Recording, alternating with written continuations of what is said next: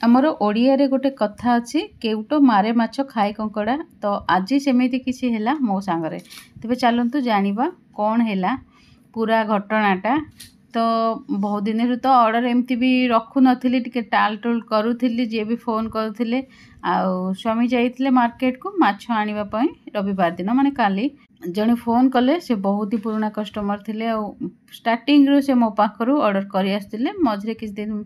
करू नथिले मु जब ओडिशा जाइथिली ता परठू आ लगभग से ऑर्डर कर नथिले तापर से कहले माछ पे कहले तो माछ जते आणुथिले हमर नॉर्मली माछ आसिले एमती भी 2 केजी 2.5 केजी पाखापाखि माछ आसे जते बेले कहले मु कहले ठीक अछि माछ करूछि जते बेले तांको पे हाफ प्लेट देई देबा। तो से हाफ प्लेट ऑर्डर कले तापर माछ पाखापाखि बनै कि रेडी कर सारलाठू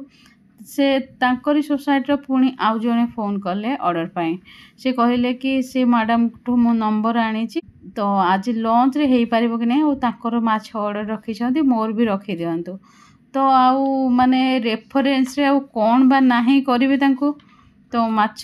जहाँ भी बनई थी घर पर अल्प किसी रखिकी बाकी तांको पे हाफ प्लेट ऑर्डर मु पैक कली किंतु से कहूले फुल प्लेट पे मुझे फुल प्लेट तो हो पारबनी पॉसिबल। बाकी आम भाग को शेष में पड़ला सहजे तो खरा दिन तेणु पखाल भात को माछ भजा आम खाईदवा कथा। पूरा दिन ब्लॉग रो वीडियोटा मु ऑलरेडी शेयर कर सारी लिंक आपको ये वीडियो तले मिल जाए।